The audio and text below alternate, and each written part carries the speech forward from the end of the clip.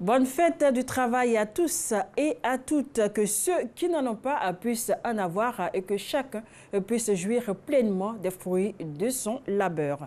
Bonsoir à tous et bienvenue à cette édition du Journal des Sports, le sommaire.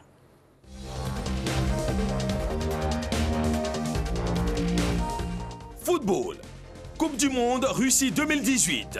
Avant le démarrage de la grande messe du football, le 14 juin prochain, les centres de formation des communes d'Abidjan se retrouveront à partir du 28 avril pour leur mondial dénommé Mini Coupe du Monde. Chaque centre représentera une nation qualifiée pour Russie 2018. Football toujours.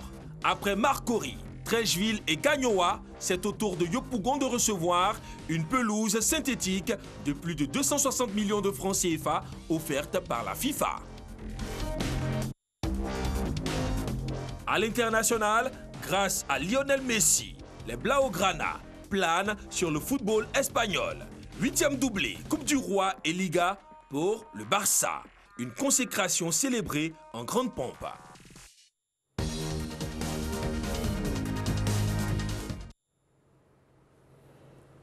Kader Guy Lavogui et Charles Dago sont avec moi. Bonsoir, messieurs. Bonsoir, Anne-Marie. Et bonne fête de travail à vous. Merci. Bonne fête du travail, surtout à l'Association des emplois de Côte d'Ivoire. J'espère qu'ils vont utiliser cette journée-là, pourquoi pas, pour obtenir du travail. Mais espérons que le Saint patron des travailleurs, Saint-Joseph, puisse permettre à tous ceux qui cherchent du travail et de l'emploi puissent en avoir, tout simplement. Merci à vous. Passons maintenant à l'actualité nationale.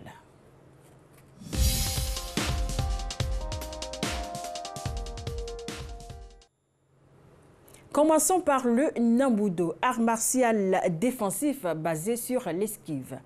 C'est le hall 2 du parc des sports de Trècheville qui a abrité samedi la 3e journée du championnat national de Nambudo. Et Kata et Jou Randori étaient au programme. Les détails avec Patrick Dadier. Chez les seniors hommes, en kata tout comme en combat, le champion d'Afrique, Jules Agré-Agré, a survolé cette 3e journée du championnat Nambudo devant Kwao Bosson et Yapi Cyril. J'essaie à chaque compétition de donner le meilleur de moi-même. Aujourd'hui, c'était un peu difficile, mais bon, on a fait ce qu'il fallait et je pense que le résultat est là. C'est un sentiment de satisfaction. Chez les seniors filles, victoire de Marita Lobo. En kata, quand en combat, Cécilia Frézaoui lui vole la vedette. Je suis très contente, très émue d'avoir repris la forme. Parce que la dernière fois, ça n'allait pas du tout. Mais j'essayais de remonter mon niveau pour répondre toujours à ma place. En levée de rideau, le championnat élite cadet enregistre en kata les victoires de Brice Emmanuel Kouassi, côté garçon, et de Elvire Inès chez les filles. Depuis qu'on m'a annoncé l'ouverture de la saison, je m'entraîne beaucoup. Et surtout depuis que j'ai appris que je devais compétir aujourd'hui. Je remercie mes coachs, m'avoir soutenu, m'a appris beaucoup de choses. Grâce à eux, j'ai pu remporter. Cette compétition a été d'un bon niveau pour le plaisir du grand maître Anchi Soumaoro Konoba, ceinture noire 9e dan. Le président de la Fédération Nambudo Côte d'Ivoire, maître Kwasi Koménan, témoin des différentes épreuves, a participé au décompte final en tant que juge. La 4e journée de ce championnat national est annoncée pour le 19 mai 2018.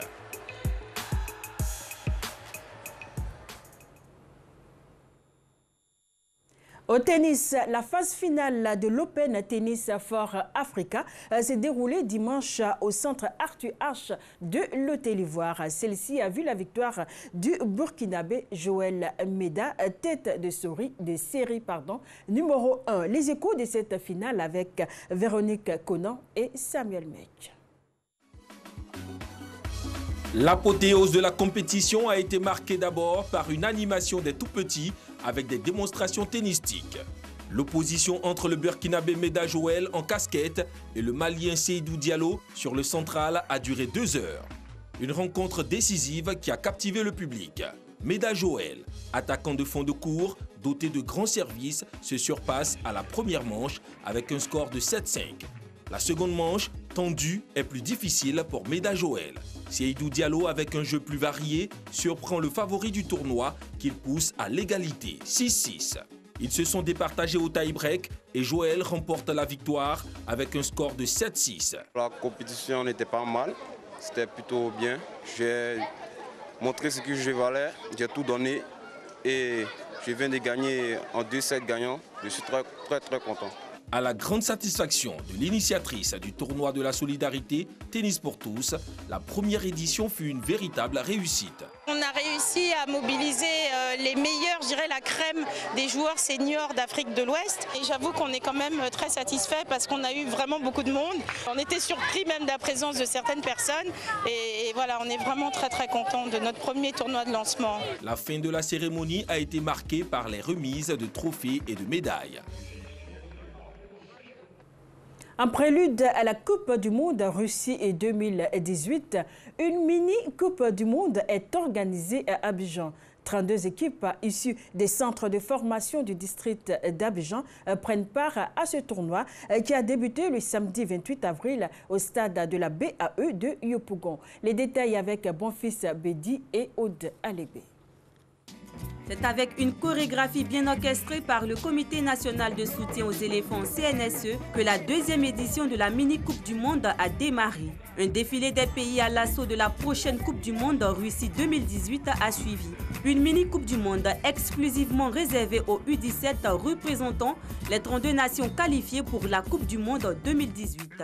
Ce tournoi a débuté le samedi 28 avril et connaîtra son apothéose le 26 mai prochain. Pour cette deuxième édition, l'accent a été mis sur l'alphabétisation, l'éducation des récipiendaires, mais aussi le respect des normes du football mondial dans la formation. Nous allons sélectionner donc ceux qui ont un niveau assez bas.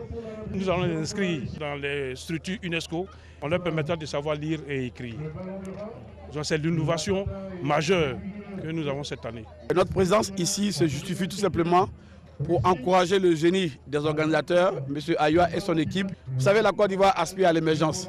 Et aujourd'hui, Yopougon est heureux de recevoir ce lancement et partager avec les jeunes athlètes notre espoir de voir désormais la Côte d'Ivoire s'enrichir de jeunes compétents, efficaces, des joueurs crédibles. Kafoza en bleu et blanc représentant la Russie, pays organisateur du Mondial 2018, et Sésame représentant l'Arabie Saoudite ont donné le coup d'envoi de ce tournoi. Une belle rencontre entre les deux formations qui a tourné à l'avantage de Kafoza 3-1. L'objectif principal de ce tournoi pour les organisateurs est de faire de la détection une belle opportunité que doivent saisir les centres de formation. Restons à Yopougon pour dire que la commune s'est dotée d'une pelouse synthétique. L'inauguration de cette pelouse a eu lieu hier lundi au complexe Gessi-Jackson en présence du ministre des Sports et des Loisirs. Les détails avec Jean-Sylvain Esso. Le rêve des populations de Yopougon de bénéficier d'une pelouse de football aux normes internationales vient de se réaliser ce lundi 30 avril 2018. La commune de Yopougon a enfin sa pelouse synthétique. Une pelouse qui vient accroître le nombre d'infrastructures sportives en Côte d'Ivoire. Il était prévu que les deux communes de Yopougon et d'Abobo reçoivent les deux premiers centres et c'est ce qui est fait aujourd'hui et souhaiter qu'avec les structures décentralisées, comme la commune de Yopougon vient de le faire, on puisse, ministère des Sports, structures décentralisées, Fédération ivoirienne de football, doter le pays d'un certain nombre d'infrastructures. Infrastructures de compétition, mais également infrastructures de proximité. Avec cette pelouse, le complexe Gessi-Jackson abritera les rencontres de football des divisions inférieures et la phase de démarrage du projet C-Jeunes de la Fédération. Yopougon recevra ici déjà. Et puis des matchs de Détroit, des matchs de jeunes. Je pense qu'aujourd'hui, nous allons faire un bon usage de cet espace. À Yopougon, à Bobo, le programme également ces jeunes de Jean-Magouillou va pouvoir bénéficier d'infrastructures pour pouvoir faire les détections que nous avons annoncées. D'un coût global de 260 millions de francs CFA, la pelouse synthétique de Yopougon a été entièrement financée par la FIFA. Ce, grâce au projet Forward. Dans 3 semaines, la FIFA procédera à l'inauguration de la pelouse d'Abobo. Actualité internationale maintenant.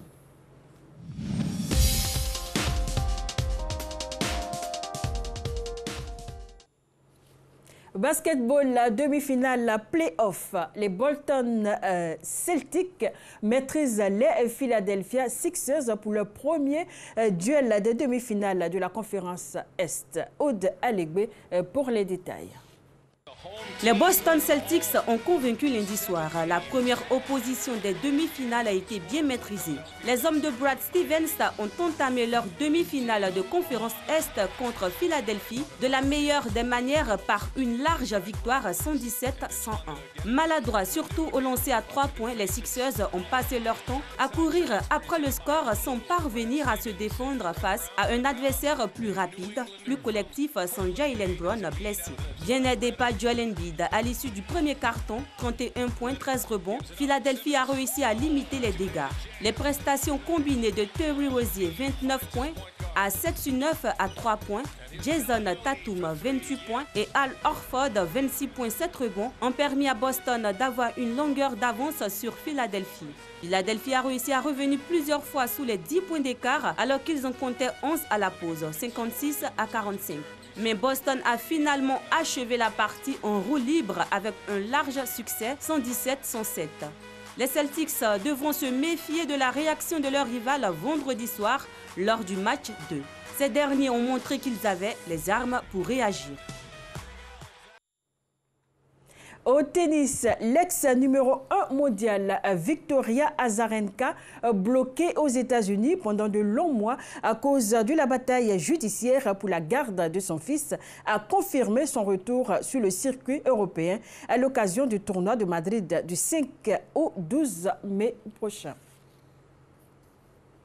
Au football, le FC Barcelone a remporté ce week-end son 25e titre de champion d'Espagne. Un titre célébré par plusieurs fans dans les rues de Barcelone. Les détails avec Jean-Sylvain Esso.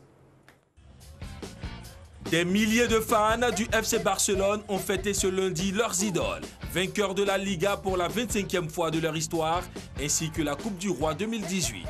Vêtus de maillots azul-grana, bleu et écarlate, ils ont applaudi au passage de l'autobus à Impérial découvert où les joueurs blaugrana lançaient des confettis à la foule, se prenaient en photo et chantaient « Champion, champion ». Bien que ce ne soit que la 8e fois que le club catalan réalise ce doublé, le défilé traditionnel dans le centre de Barcelone a été moins suivi et moins euphorique que d'habitude. Je suis très heureux, mais j'ai une petite raison d'être mécontent parce que nous avons perdu à Rome et nous ne continuons pas la Ligue des Champions. Après une saison décourageante avec le départ au PSG de Neymar et une défaite en Supercoupe face au Real, le FC Barcelone a remporté la Liga sans la moindre défaite. C'est la 7e fois en 10 ans que le Barça est champion et sa 4e Coupe du Roi d'affilée. En route pour la grande fête du football mondial. Actualité, statistiques, records, rétro, stade, grande première, les stars, les joueurs qui ont marqué les 20 dernières éditions du mondial.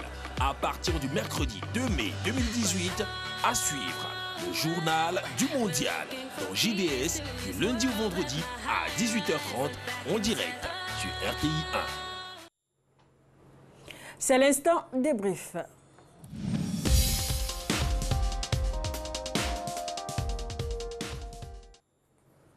À 3 journées de la fin de la Ligue 1 ivoirienne, les équipes se battent pour différents objectifs, bien sûr. Ainsi, au terme de la 23e journée, les clubs ont connu diverses fortunes. Jean-Sylvain Esso fait le point de cette 23e journée de la Ligue 1. La 23e journée de la Ligue 1 a livré son verdict ce week-end. L'ASEC Mimosa, bien que bousculé par son historique rival, l'Africa Sport d'Abidjan, a confirmé dans le derby que son 26e sacre n'est pas usurpé. Une défaite 3-2, lourde de conséquences pour les Oyers, délogés de la 3e place par le surprenant FC San Pedro qui compte désormais 36 points. Le club portuaire, distancé de 4 unités par le Sporting Club de Gagnoa, se lance bien dans la course pour les coupes africaines.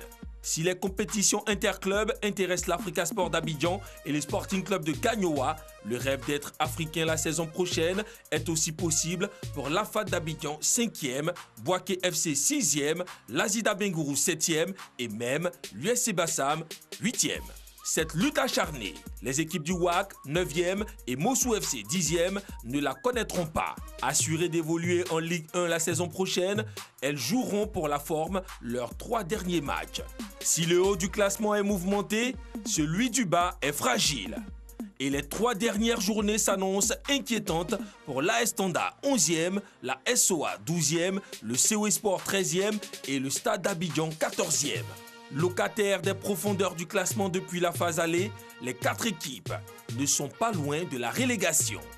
Malheur à celle qui connaîtra une contre-performance. Alors, Kader, les 3 points deviennent très précieux à cette fin de Ligue 1. Les équipes se battent soit pour les coupes africaines, soit pour le maintien, soit pour ne pas descendre en Ligue 2. Absolument, hein, on a amorcé, n'est-ce pas, on va dire le dernier virage de cette saison 2017-2018. Vous l'avez dit, la bataille est à tous les niveaux, que ce soit les équipes concernées pour la Ligue des Champions ou pour la Coupe de la Confédération, pour le maintien ou encore pour la bataille pour la descente en Ligue 2. Elle fait rage. Donc, les équipes sont, on va dire, plus que jamais engagées dans cette dernière ligne droite-là. La SEC est déjà championne en titre à l'issue de la 22e journée. Derrière, il y a une belle bagarre autour du Sporting Club de Gagnoa, l'Africa, le FC San Pedro, et puis tout en bas du classement, le COE, la SOA, la Estanda sont en pleine lutte, n'est-ce pas, pour se maintenir dans cette Ligue 1. Alors Charles Dago, avec vous, on va parler du Sporting Club de Gagnoa. Le Sporting qui ne lâche rien du tout. Ouais, surtout aujourd'hui avec 40 points. C'est vrai que le Sporting a réalisé un mauvais résultat quand même pour se maintenir à la 2e place effectivement face à cette équipe de Tanda en faisant un match nul 0 but partout. Ils auraient gagné ce match-là qui serait quasiment africain parce qu'il reste 3 journées. Mais je pense que le Sporting a encore toutes les chances vu que cette équipe-là aujourd'hui compte 40 points sur le tableau et son poursuivant qui est le FC San Pedro n'a que 36 points. Donc il y a encore 4 points quand on sait que le Sporting va recevoir la SEC d'Abidjan, jouera contre la SOA et face au FC San Pedro, son adversaire direct.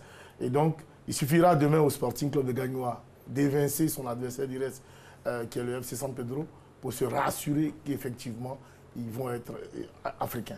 Alors, Kader, oui. C'est surtout que ce n'était pas gagné pour cette équipe du Sporting Club de Gagnoa. Souvenez-vous, la saison dernière, à l'issue de la 26e journée, le Sporting Club de Gagnoa pointait à la 12e place, juste devant l'AS Denguélé et la JCAT, qui ont fini, n'est-ce pas, en Ligue 2. Ça vous dit combien de fois cette équipe du Sporting là, a progressé. Elle a dû faire un grand nettoyage. On parle souvent de ces joueurs qu'on vide, on va dire en grande partie, pour en envoyer d'autres. Mais sauf que le Sporting a réussi son casting avec des joueurs qui sont venus apporter cette plus-value à cette formation-là, et on le voit dans les résultats. Togi Mel, c'est 18 buts. Zouzoua Pakom, c'est 10 passes décisives. C'est Sacré Beima, un super joueur dans la récupération. C'est aussi une défense de fer avec Boti Bitier et Constant Kwame, qui ont l'expérience, à Blacko également, qui ont l'expérience de la Ligue 1, qui sont venus bonifier le jeu du Sporting Club de Gagnoa. Alors, Charles, le Sporting Club, c'est 40 points, plus 16, 11 victoires, 7 nuls et puis 5 défaites. Justement, Kader le soulignait si bien, quand on a le meilleur buteur du championnat avec soi, ça veut dire que le casting a été bon. Mais c'est surtout le courage du président Issou Diabaté qu'il faut vraiment saluer. Parce que ce garçon-là, pour son jeune âge, en le Gotha du monde ivoirien, enfin du monde du football ivoirien, je veux dire que jusque-là, il a maintenu le Sporting dans le haut du classement, dans le haut du tableau, durant toutes ces dernières compétition au niveau du championnat. Donc, je félicite cette équipe-là, mais c'est surtout sa stabilité cette année-là. Parce que les années précédentes, on a connu quand même les différents changements au niveau de l'encadrement technique. De Guamene, Maxime, on est passé à Boudo Mori pour une question de licence A et autres. Mais cette année, je crois qu'au niveau de l'équipe dirigeante, il y a eu une certaine constance, une certaine régularité. Et le travail sur le terrain, bon, le résultat est là. Alors Kader, cette équipe du Sporting Club de Gagnoa qui tient bien pour l'instant sa place de dauphin, est-ce qu'elle pourra conserver cette place-là lors des 3 dernières journées qui restent? Elle a de grandes chances, elle a de grandes chances parce que Charles parlait d'un calendrier, on va dire, favorable du fait que cette équipe du Sporting va recevoir à 2 reprises la SEC d'Abidjan, la SEC Mimosa, pardon, et le San Pedro FC, avant de sortir, aller à Yamoussoukro, visiter, n'est-ce pas, la société Omnisport de l'Amé. Donc un calendrier, on va dire, favorable dans la mesure où elle les reçoit dans l'entrain de son stade chaud bouillant que Charles connaît très bien.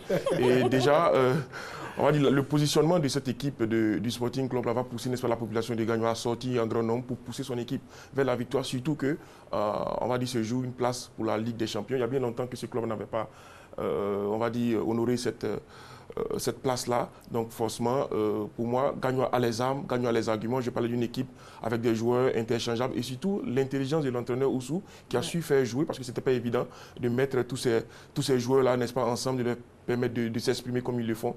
Et chapeau à cet entraîneur-là qui réussit très bien sa mission. Qui a réussi à imprimer sa marque sur cette équipe du Sporting Club de Gagnois. Absolument, hein.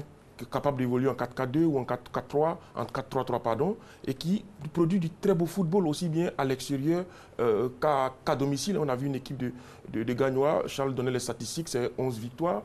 C'est surtout une équipe qui produit du jeu, qui donne vraiment du plaisir à tous ceux qui la regardent. C'est une équipe qui est tournée, portée vers l'offensive. On parle de Togimel, on parle de Zouzou Pakom, qui est venu bonifier ce jeu du Sporting Club de Gagnois par son intelligence. 34 réalisations. Absolument, absolument. C'est une équipe qui marche fort avec un buteur, Togimel, qui a fait du bien à cette formation du Sporting Club. Espérons seulement que Youssouf Diabaté parviendra à conserver son groupe.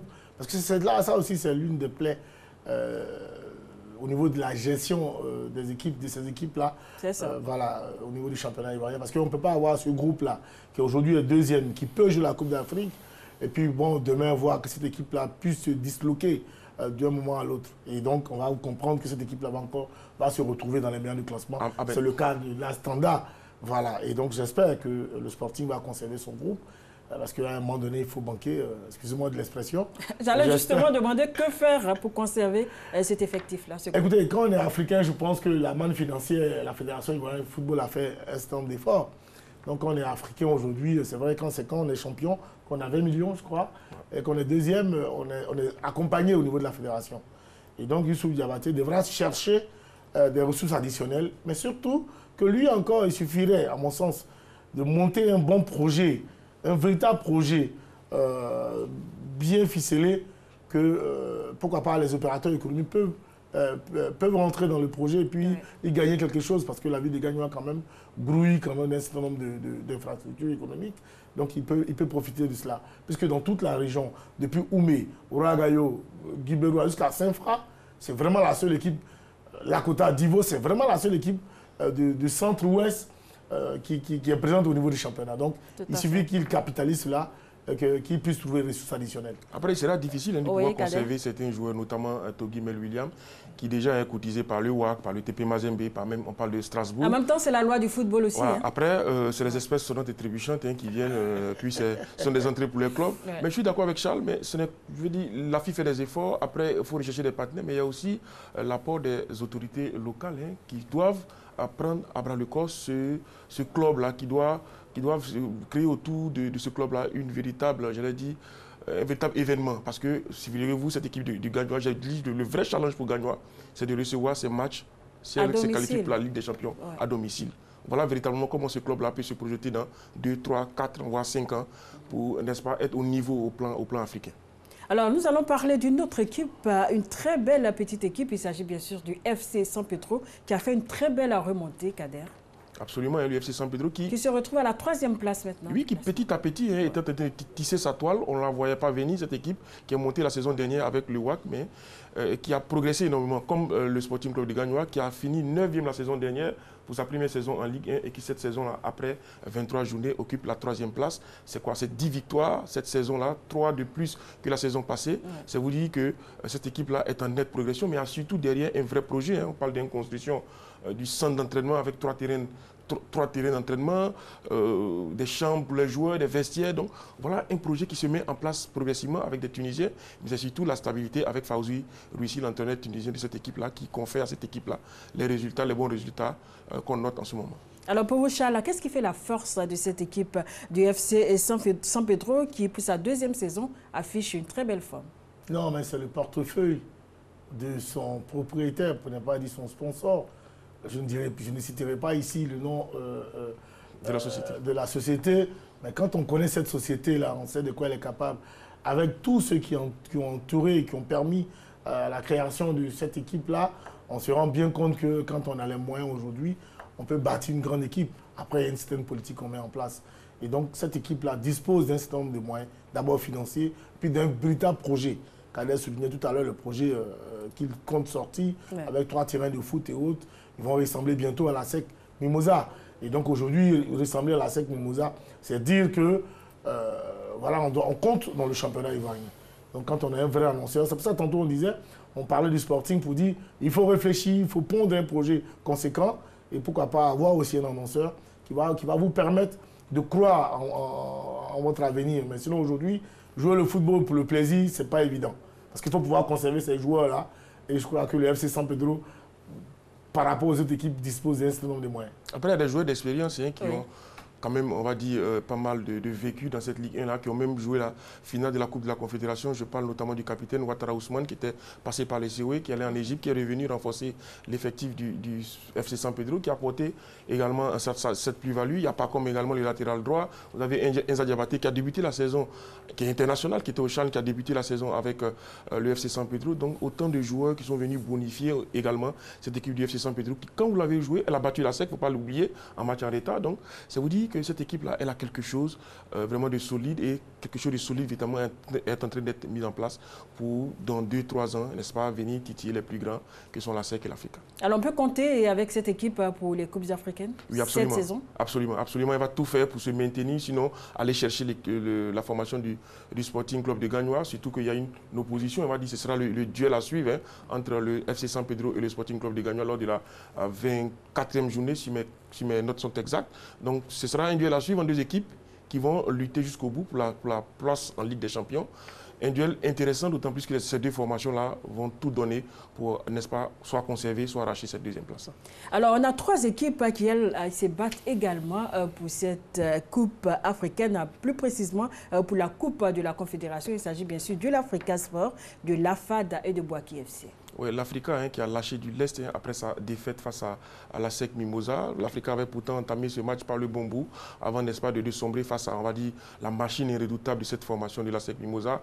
L'Africa qui avait l'occasion, je l'ai dit, de revenir à un point du Sporting Club de Gagnoa, mais malheureusement a laissé passer sa chance. Quoique mathématiquement, les Aiglons sont toujours concernés, il va falloir se ressaisir, se remobiliser. Mais j'ai un petit doute pour l'Africa parce que les 3 prochains adversaires de l'Africa sont, je crois, Mossou, le WAC et la SOA. Contre qui l'Africa n'a pas gagné, tout simplement, lors de la phase aller. Donc, est-ce qu'il y a un effet psychologique sur le match de retour? La question reste posée. Oui, Charles, il sera impératif donc pour l'Africa de battre ces 3 équipes-là. Mais l'équipe que je crains la plus, c'est l'équipe de la SOA, qui elle aussi joue son maintien et qui depuis peu, avec l'arrivée de Nyakala Yassine, arrive à sortir maintenant du jeu, arrive à produire du jeu. Elle était dernière, aujourd'hui elle est 12e du classement avec 20 points. Donc je suis convaincu qu'elle ne voudra pas encore une fois de plus se laisser battre par l'Africa. Donc il y a un véritable challenge du côté de l'Africa. D'accord, j'ai parlé des 3 équipes, l'Africa Sport, l'AFAD et puis Bouaké FC. Ces 3 équipes-là se tiennent un peu par les points. L'Africa Sport a 35 points, l'AFAD a 33 et puis Bouaké FC 32 points. Alors tout peut se jouer là. Tout peut se jouer, sauf qu'il y a quand même 2 déceptions qui sont l'AFAD et Bouaké FC. L'AFAD, je le rappelle, était solidement accroché à la 2e place avant de dégringoler. Tout comme Bouaké, qui avait, je crois, en moitié de saison, en milieu de saison, pardon, était à la 3e place. Et puis, tout d'un coup, tout s'est arrêté.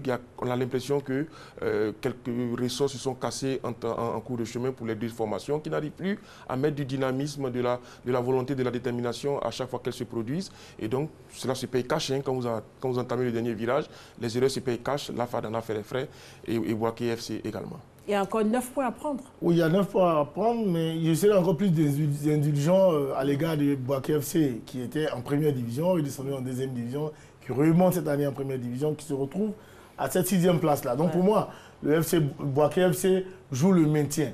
Alors qu'une équipe de l'AFAD qui nous a habitués quand même à des grands matchs, à des championnats précédents où cette équipe-là a toujours été l'une des meilleures équipes au niveau de la production du jeu, je pense que c'est l'AFAD qui est beaucoup moins excusable que l'équipe de Bouaké FC à mon sens. Donc l'AFAD qui est dirigée par des anciens internationaux, quand tu prends le président délégué, tu prends l'encadrement technique de l'AFAD, les joueurs même qui composent qui sont des académiciens, je pense que tout est réuni, à mon sens, pour que l'AFAD se retrouve, à mon sens, hein, à la place du FC San Pedro. Et donc, voilà, je pense que c'est l'AFAD qui a la pression, qui devrait pouvoir jouer clairement cette chance-là, cette 3e place-là en Coupe d'Afrique. Alors, qu'est-ce qui a freiné cette équipe de l'AFAD qui était pourtant bien partie? Ben écoutez, on va parler de la fatigue qui a gagné les joueurs. Après, il y a cette incapacité à pouvoir changer de rythme au moment où nous avons abordé, n'est-ce pas, la phase de retour.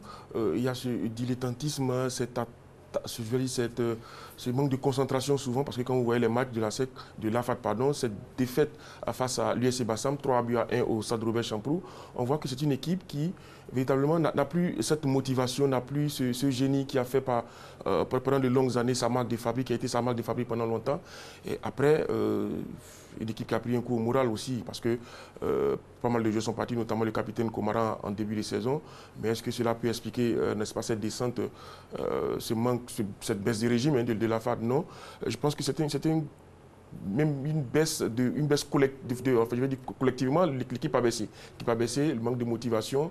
Après, il faut peut-être chercher d'autres raisons. Est-ce que le club n'a pas connu des problèmes financiers, parce qu'on parle de plus en plus de salaires impayés, de retard de salaires, tout simplement, de primes. Donc voilà, l'un mis dans l'autre. Voilà autant d'arguments qui peuvent, n'est-ce pas, justifier cette dégringolade de l'AFAD au classement. Oui, c'est vrai. On a connu quand même avec l'AFAD un certain nombre de problèmes, parce que il faut reconnaître que cette équipe était gérée plus ou moins par Bocho Anselme et Francis Kakou. Et puis le président Jacques Anome est revenu là-bas. Une semaine après, il confie l'équipe à Alain Guamené. Donc au niveau de l'instance de cette équipe-là, il faut quand même reconnaître qu'il y a eu un certain bouleversement. Peut-être que ce bouleversement aussi a réjailli sur le groupe. Parce que là, on a en même temps aussitôt connu le départ d'un certain nombre de joueurs. Peut-être que c'est le discours aujourd'hui de nouvel encadrement, plus les nouveaux dirigeants qui sont à Alain Guamené et autres. C'est ce discours-là qui n'a pas encore pris. Certainement que l'année prochaine, peut-être qu'ils vont trouver leur marque, ils feront leur recrutement à eux, ils feront tout ce qu'il faut pour que cette équipe-là puisse retrouver son bien-être. Mais sinon, il faut reconnaître quand même que l'AFAD nous avait tellement habitués à du beau spectacle, à de l'engagement. C'était l'une des équipes qu'on aimait voir jouer. On n'est pas supporter de l'AFAD, mais quand on avait envie d'aller voir du beau football, on allait juste pour regarder l'AFAD jouer. Mais là, cette année, franchement, il ne nous faut pas plaisir en tout cas. D'accord. Avant de parler des équipes du bas du tableau, nous allons voir le résumé d'une des rencontres de la 23e journée, Mawussou FC et Bassam, qui nous est proposé par Patrick Dadier. Il n'y a pas eu de minutes d'observation dans la confrontation Mawussou FC, Union sportive des clubs de Bassam, comptant pour la 23e journée de la Ligue 1. Dès la 10e minute, sur une frappe renvoyée par le portier Conté Adama de Bassam, l'excellent Mohamed Soumaoro va ouvrir le score et inscrire son 2e but de la saison. Fouetté dans son orgueil, Bassam va réagir. Le capitaine Samake Sekou et ses coéquipiers vont mener des assauts dans la défense. Mais ils vont se heurter à une solide défense de Mawussou dirigée par l'international junior Amiri Borofis. La pause intervient sur le score d'1-0 en faveur des Canaries de Mawussou. 55e minute, les hommes du coach Bilé Kurambois doublent la mise sur ce pénalty transformé de façon imparable par le milieu offensif Lassina Bomba. Après cette seconde réalisation, Mawussou se recroqueville dans sa moitié de camp et va subir la rencontre. 72e minute, le centre de Franck Zadi de la droite vers la gauche est coupé par Guédé Joseph qui réduit la marque pour l'Union sportive des clubs de Bassam. Avec cette 2e victoire d'affilée et la 5e de la saison, les dignes héritiers du trône de Mawussou atteignent la terre promise, c'est-à-dire le maintien à 3 journées de la fin du championnat.